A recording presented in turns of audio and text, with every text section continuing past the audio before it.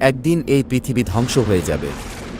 মানুষসহ পৃথিবীর সকল জীবজন্তু, দৈত্য দানব মারা যাবে। জমিন ও আসমান কম্পিত হতে থাকবে। জমিন ফেটে যাবে, বাড়িগাড়ি পাহাড় পর্বত ধ্বনিত তুলার মতো উঠতে থাকবে। অতঃপর শুরু হবে এক নতুন জীবন, সেই জীবনের নাম আখিরাত। সবাইকে এই দুনিয়ার সকল কাজকর্মের হিসাব দিতে হবে। কে যাবে জান্নাতে, কে যাবে জাহান্নামে। মহান আল্লাহ রাব্বুল আলামিন সবাইকে পুনরায় জীবিত করে হাসরের ময়দানে দাঁড় করাবেন।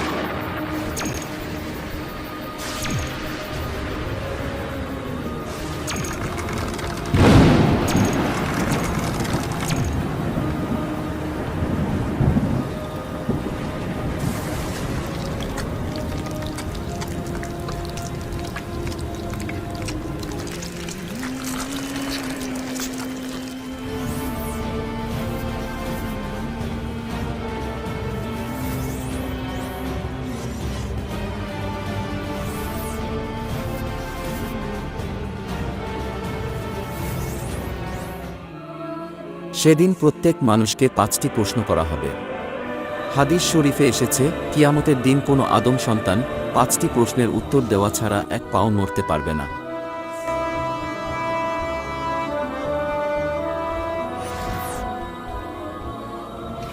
সেদিন তাকে জিজ্ঞাসা করা হবে তার জীবনের লক্ষ্য ও উদ্দেশ্য কী ছিল, এবং তার যৌবনকাল কিভাবে কাটিয়েছে, কিভাবে সে উপার্জন করেছে এবং তা কিভাবে ব্যয় করেছে, তার জ্ঞান বা বিবেক অনুসারে কর্ম করেছে কিনা, আর মহান রবের ইবাদত করেছে কিনা।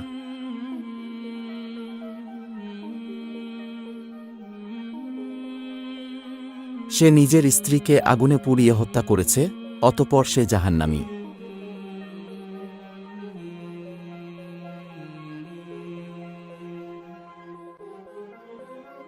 অনেক টাকা পয়সা থাকা সত্ত্বেও দান খয়রাত করে নাই, অথচ সেই টাকা দিয়ে নেশা করেছে, অতঃপর সে জাহান্নামী।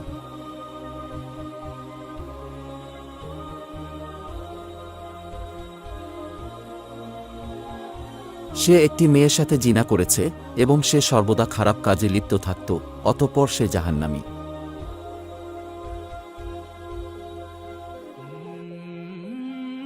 নিজের স্বামী থাকা সত্ত্বেও অন্য পুরুষের সাথে জেনায় লিপ্ত হয়েছে, অতঃপর সে জাহান্নামী।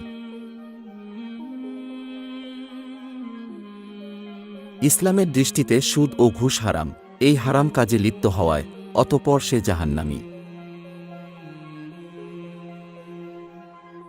আল্লাহ ব্যতীত অন্যজনকে রব স্বীকার করেছে এবং মূর্তি পূজা করেছে, অতঃপর সে জাহান্নামী।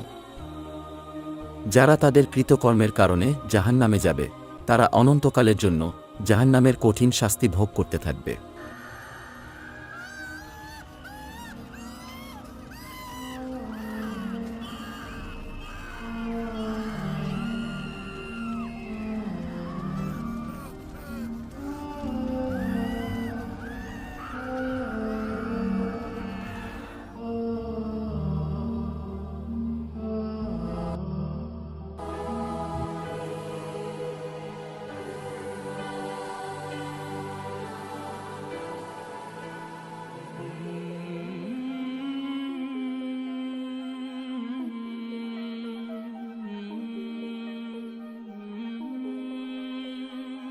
এই ব্যক্তি গরিব মানুষের পাশে দাঁড়িয়েছে, দান খয়রাত করেছে, অতঃপর সে জান্নাতি।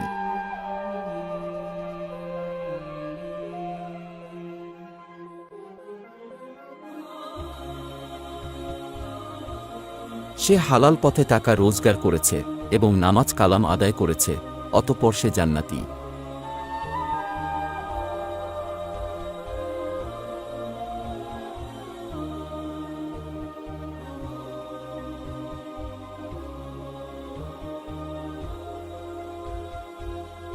অসহায় মানুষদের সেবা যত্ন করেছে এবং মানুষের উপকার করেছে, অতঃপর সে জান্নাতি।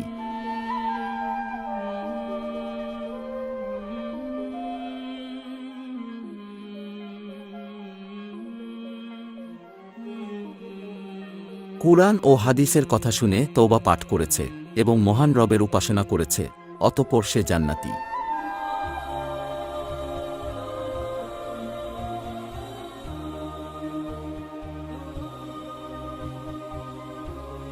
কুরআনের জ্ঞান শিক্ষা দিতে গিয়ে কাফেরদের হাতে পাথরের আঘাতে শহীদ হয়েছে, অতঃপর সে জান্নাতি।